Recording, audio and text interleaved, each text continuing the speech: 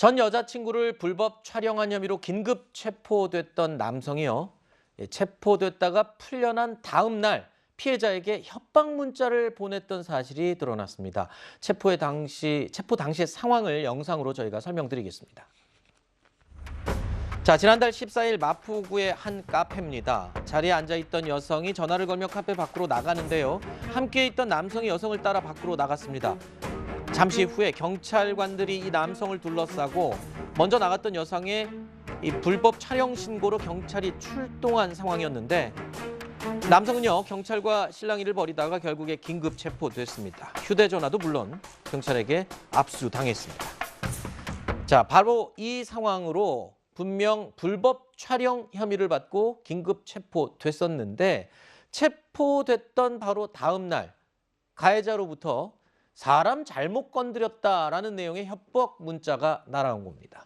자, 불법 촬영 피해를 받은 것도 모자라서 경찰에 긴급 체포됐던 사람이 풀려나자마자 또 협박까지 하는 그런 상황이 된 건데 어떻게 이런 일이 가능한지 이해할 수 없다는 입장입니다. 일단 너무 놀랐고 당연히 저한테 연락이 올 일이 없다고 해서 그리고 휴대폰이 압수가 됐는데 어떻게 연락을 했는지 너무 답답하고 반성의 여지가 없다고 보이는데 그냥 기가족됐다는 것도 저로서 이해가 안 가고. 자, 불법 촬영 혐의로 긴급 체포됐고 경찰이 끌고 갔습니다. 그런데 풀려나자마자 다시 또 협박을 한다. 그럼 경찰에 잡혀갔던 거는 뭐 아무 의미가 없었던 겁니까? 어떻게 된 겁니까, 이게 도대체? 네, 경찰에서 체포를 해서 조사를 해보니까 이 가해자의 신원이 상근 예비역으로 드러났거든요. 네. 그렇기 때문에 이 사람 신원에 따라서 군사경찰로 넘기는 그 네. 절차를 밟아야 되는데 경찰에서 이 사람을 석방을 해주고 네. 군사경찰로 가기 전에 그 틈새에서 이 협박 문자를 보내는 일이 발생을 한 것이죠. 아하. 여기에 대해서 또 경찰과 군사경찰 양측의 책임 공방이 또 어느 정도 있었는데요. 네. 경찰 같은 경우는 이제 인계 절차상 석방을 했는데 네. 군사경찰 측에서 적극적으로 이후에 수사하지 않았다라고 얘기를 했고 군사경찰 쪽에서는 피의자를 경찰이 풀어준 것이다. 우리가 책임이 없다. 이렇게 나오고 있는데 이것을 좀 더 따져봐야 될 것이 실제로 제도적인 틈새가 있는 것인지 네. 아니면은 이런 일을 막을 수 있었는데 양쪽 중 한쪽 혹은 양쪽 모두가 그것을 방지하지 못한 것인지 네. 이 부분에 대해서 좀 규명이 필요한 것 같습니다. 자, 이 사건이 지금 왜 문제가 되냐면요.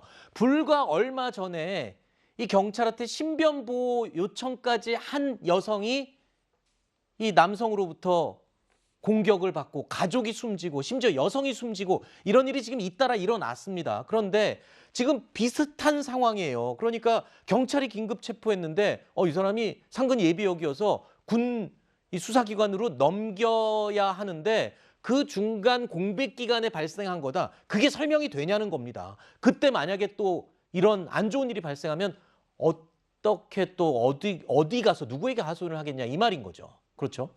그렇습니다. 그래서 이 문제를 이제 아까 제가 말씀드렸지만 제도적으로 틈새가 있는 건지 아니면 양쪽의 조치에 문제가 있었던 건지를 좀 따져서 고칠 필요가 있겠고 그리고 특히 이제 이렇게 추가적인 가해가 발생했을 경우 여기에 따른 뭐 별도의 더 추가로 처벌을 한다든지 이런 것들을 더 엄중하게 사법적으로 심의해가지고 처벌하는 이런 문화도 같이 정착이 돼야 될 것이다 네. 말씀을 드립니다. 자, 그러니까 이 문제가요. 단순히 우리 거 아니다, 군 경찰 거다, 뭐 이렇게 미루다가 된 게 아닌 부분도 확인이 된 게 있습니다. 그러니까 사건 접수도 제대로 안 돼서 피해자 측에서 항의하는 일도 있었던 걸로 지금 확인이 되고 있거든요.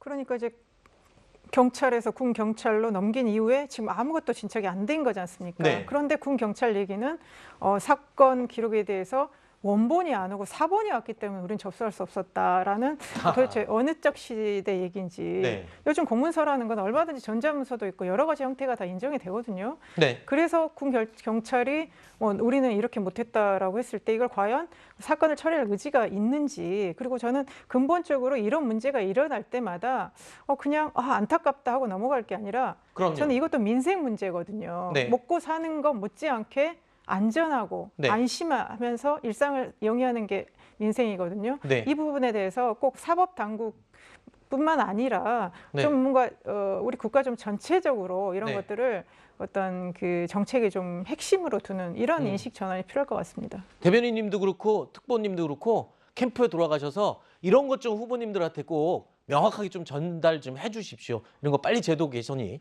될 수 있도록 말입니다.